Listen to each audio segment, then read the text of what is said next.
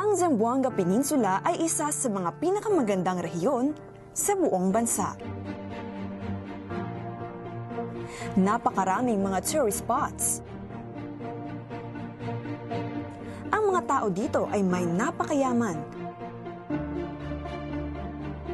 at napakamakulay na kultura. At ang ekonomiya natin ay mas lalong lumalago.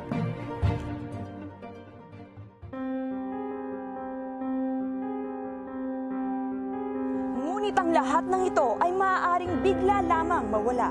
Naaalala niyo ba si Yolanda?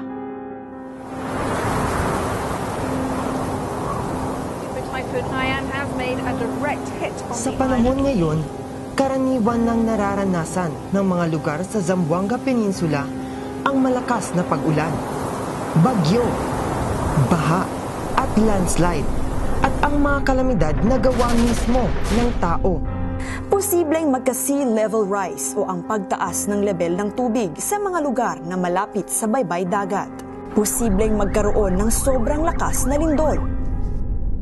At ang kinatatakutan ng lahat, ang tsunami.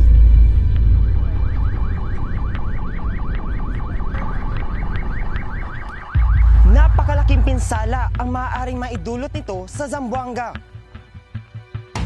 Disaster ready ka ba? Handa na ba ang emergency kits ninyo? At may laman ba itong first aid kit? Delata at mga pagkaing di madaling masira. Inuming tubig, flashlight, pera at barya, kapote, kumot at ekstrang damit.